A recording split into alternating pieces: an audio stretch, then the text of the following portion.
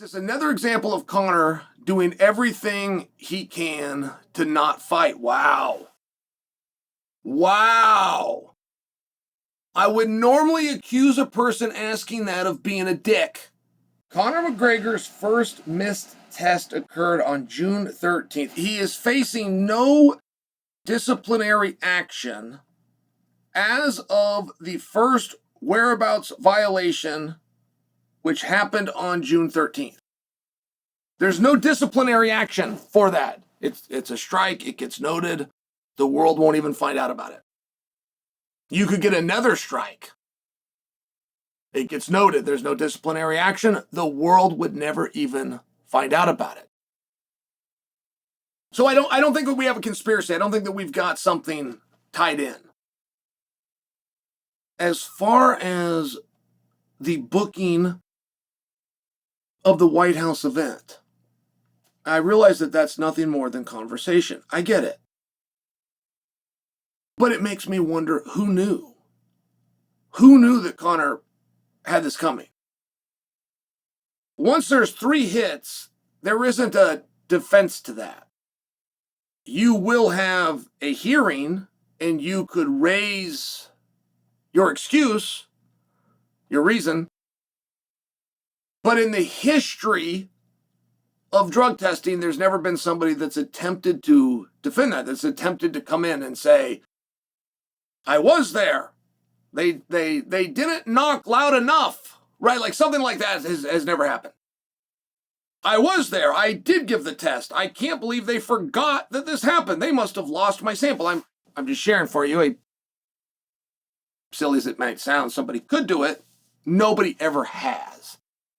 The whereabouts, when you have 3, 100% of the time for the people that have been in that spot, have done their best to put their best foot forward, give the best explanation they could, and sit there at the mercy of the decision maker. So, who knew? Nobody can keep a secret in this business. Nobody. Did Michael Chandler know? He was the opponent. He was the scheduled opponent. Now, I is the only one, came not to you guys alone. I took on the MMA media. And I told the media that when Conor McGregor canceled his fight with Michael Chandler and did it by taking a picture of a discolored toe, which may or may not be his, it may or may not be broken. I told you then he was fooling around. You were supposed to resist back. You were supposed to laugh at the notion that somebody would cancel a cage fight because of a discolored toe. You were supposed to, but the media was so scared of Conor, they ate it up. They literally ate it and went with it. Now we're getting a little bit more information. They don't have to be tied together before any conspiracy theorists get out there. Conor has a whereabouts violation. Not only does that not call for a disciplinary act, that's information that would have stayed very quiet. Now, once he gets 3, the way that's going to be handled is before that is made public to any of you, they are going to reach resolution. When you find out, which is right here, right now in this moment, is when the world finds out. Share with you in case you would find this interesting. USADA is no longer in charge. We often refer to it as USADA just to mean the testing agency. So if you hear me slip up and say USADA, we're talking about the same thing, but there is a difference. USADA had blamed 3 guys in the same month.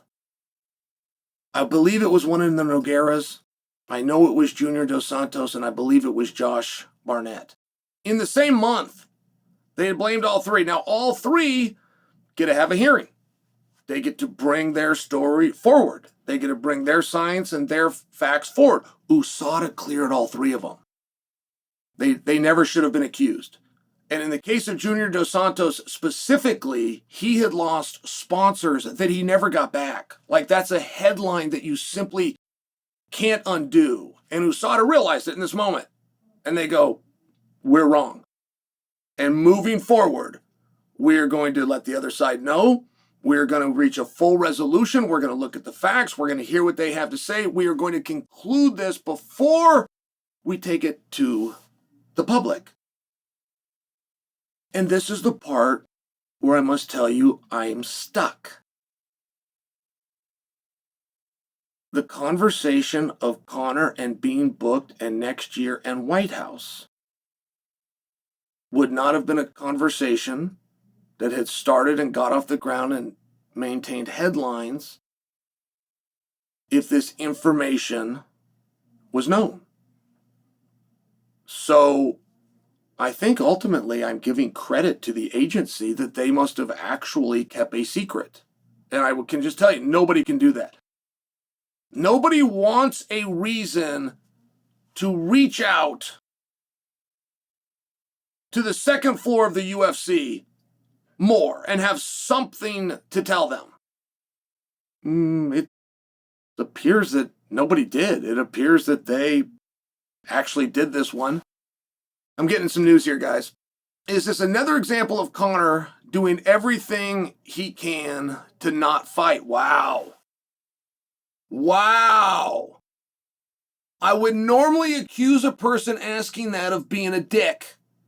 Let me repeat that question to you, though. Is this an example of Conor doing everything he can not to fight? That's very... wow. That's an interesting one. I don't think there's a lot that is going to stick to Conor on this. I'm going historically. Historically, people that have been jammed up and had discipline taken on them for whereabouts violations not only don't come out with mud stuck to them, a lot of times they come out rather sympathetic. And in all fairness, a number of times they have been. I can think of some amateur wrestlers, and I'm not going to say their names, but amateur, they don't have money. They don't have assistants. They don't have managers. They don't have a team behind them to help them with these things. They legitimately didn't understand that 7/24/365 was a literal thing. Conor, of course, does understand. Conor has a team. Conor is not the one, regardless of the situation, that would be going online and putting his whereabouts down. That would all be done by somebody else. So for Conor to not be in position to be tested, right? I'm going back to the question. Is this a move by Conor as a way of getting out of a fight?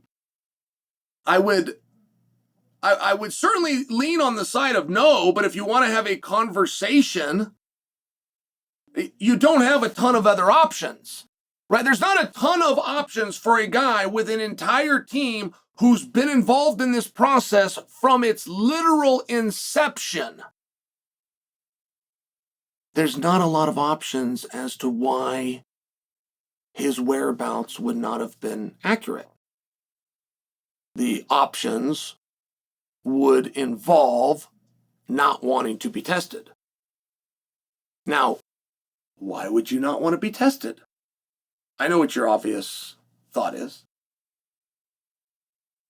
But while you talk about performance enhancers, you also have an embarrassment level that could come from street drugs that are in my system, and I don't want you to know about it. I didn't plan to take it. Nobody knows that I did. This is my secret. I was at a club, and here's what happened, and I'm not answering the door for these guys. Just for example, I mean, there's things. But to quietly make sure you're in violation to stop your ability to fight.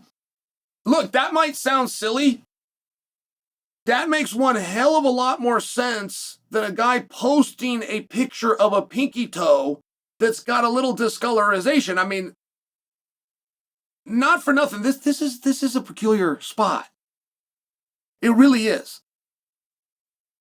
For Conor to push this off on somebody else would be accurate. Conor has never in his life told anybody his whereabouts. Not USADA or the new agency. Not an athletic commission or anyone else. If Conor was sitting here right now, gun to head expression, he could not tell you the process involved with letting an agency know his whereabouts. I couldn't either. In all fairness, I can't. I keep telling you that you do it online and you log in. I think that's how it's done. I think I even heard that they came up with an app. But I must tell you, I've never actually done it. I've always had help with that matter. And the person that books the plane tickets and books the hotels and things like this, they're the ones in communication, then let the agency know. So for Conor to push this on somebody else would be extremely accurate. But the belief that it didn't get done is a stretch for me.